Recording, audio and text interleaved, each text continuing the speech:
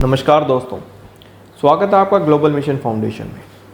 दोस्तों, इस वीडियो में हम कंपेयर करेंगे मेड इन इंडिया और made in China mobile phones को और देखेंगे कौन सी कंपनी बेस्ट है अपनी इंडियन इकोनॉमी के लिए।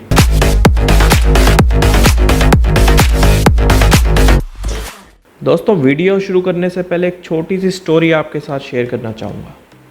बात है वर्ल्ड वार 2 की, जब अमेरिका ने जापान पर 2 एटम बॉम्ब्स गिराकर जापान को घुटनों पर ला दिया था।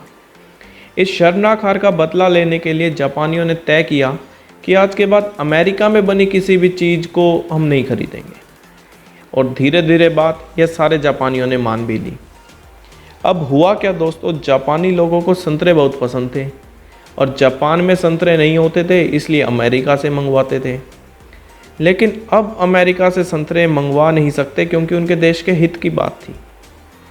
तो जापानियों ने संतरे अपने देश में उगाने शुरू कर दिए, लेकिन अलग क्लाइमेट और मिट्टी के कारण वह संतरे कड़वे निकले, या फिर ये कहिए कि उनका टेस्ट अमेरिका के संतरों से काफ़ी ख़राब था।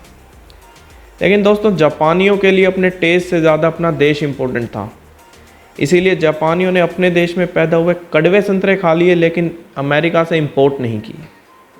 इसे जापानी लोगों का जुनून कहें या अपने देश के लिए उनका प्रेम, इन लोगों की इस छोटी सी आदत के कारण आज जापान दुनिया की तीसरी सबसे बड़ी इकनॉमी है, और अमेरिका आज तक जापान में एक छोटी सी सुई भी नहीं बेच पाया। दोस्तों, अब देखने वाली बात यह होगी कि हम इंडियंस अपने देश को आत्मनिर्भर बनाने के लिए अपने निजी स्वार्थ यानी मीठे संतरों को छोड़ पाते हैं या नहीं। अब बात करते हैं मोबाइल फ़ोन्स की। दोस्तों, आजकल हर जगह मेक इन इंडिया, स्वदेशी अपनाओ, boycott China, vocal for local ऐसे ही स्लोगन्स ट्रेंड कर रहे हैं। लेकिन बात जब मोबाइल्स की आती है तो हर जगह कन्फ्यूजन ही कन्फ्यूजन है कि कौन सा फ़ोन मेड इन चाइना है और कौन सा मेड इन इंडिया। तो चलिए दोस्तों, इस कन्फ्यूजन को थोड़ा दूर करते हैं। इस कन्फ्यूजन को हटाने के लिए हम सभी मोबाइल्स को 3 कैटेगरीज में बांट देते हैं। पहले वो जो 100% स्वदेशी हो, यानी कंपनी भी इंडिया की हो और फ़ोन भी 100% इंडिया में ही मैन्युफैक्चर हुआ हो। दूसरे वो जो स्वदेशी प्रोडक्ट्स की किसी कमी की वजह से हमारे पास नेक्स्ट बेस्ट ऑल्टरनेटिव हो। इन फ़ोन्स को हम स्वदेशी तो नहीं कह सकते, लेकिन हमारी इकोनॉमी के लिए ठीक ठाक हैं। और दोस्तों, तीसरे वो जिनको जल्द से जल्द हमें बॉयकॉट कर देना चाहिए। दोस्तों, अगर बात करें स्वदेशी फ़ोन्स की तो आपको जानकर बड़ी निराशा होगी कि ये हमारी बदकिस्मती है कि हमारे पास कोई भी ऐसा फ़ोन नहीं है जो 100% स्वदेशी हो, यानी कोई भी ऐसी इंडियन कंपनी नहीं है जो अपना कोई भी फ़ोन पूरी तरीके से इंडिया में बनाती हो। मेरी इंडिया की सभी बड़ी कंपनियों से एक रिक्वेस्ट है, आप 100% स्वदेशी फ़ोन बनाइए तो सही, हम सब लेने को तैयार हैं। दोस्तों, स्वदेशी फ़ोन्स तो हैं नहीं, तो हमको जाना होगा नेक्स्ट बेस्ट ऑल्टरनेटिव की तरफ। पहले बात करते हैं इंडियन कंपनीज़ की।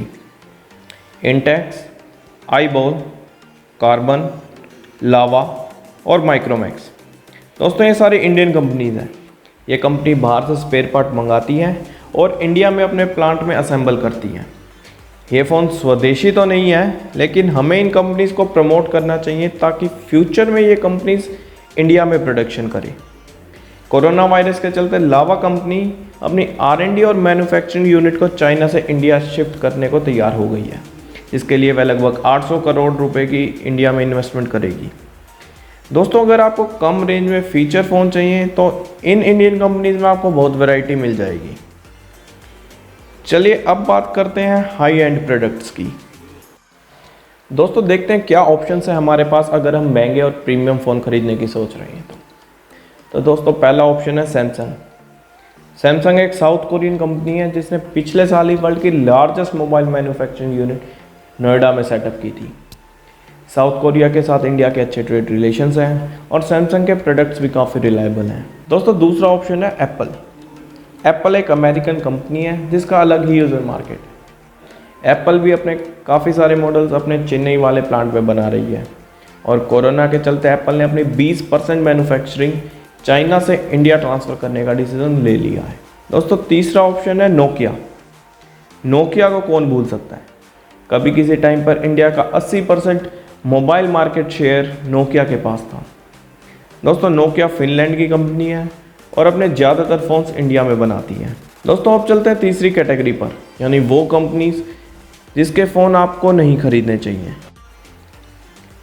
Oppo, Vivo, Xiaomi, Realme, OnePlus, Huawei, Motorola, Honor और लेनोवो। दोस्तों ये सारी वो चाइनीज़ कंपनियां हैं जिसके पास इंडियन मोबाइल मार्केट का लगभग 75% से ज़्यादा शेयर है। दोस्तों इस डोमिनेंस को आप ऐसे समझिए, क्या होगा अगर आपके बिजनेस में आपके पास सिर्फ एक ही सप्लायर हो और जिसके साथ आपके ट्रेड रिलेशंस भी अच्छे ना हो। अगर उसने आपको धोखा दिया तो क्या होगा आपके बिजनेस का। इसी तरीके से क्या होगा इंडियन मोबाइल इंडस्ट्री का अगर किसी मोड पर इन चाइनीज़ कंपनीज ने धोखा दिया।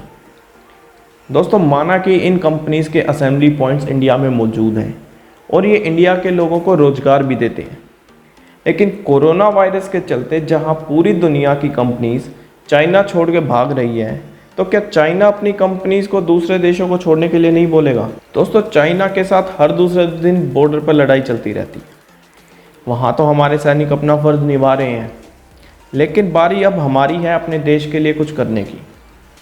अगर बात फ़ोन्स की करें तो हमें सिर्फ दो बातों पर ध्यान देना है। पहली, हमें सिर्फ इन कंपनीज़ के फ़ोन खरीदने हैं, और दूसरी, हमें ये श्योर करना होगा कि बॉक्स पर मेक इन इंडिया लिखा हो।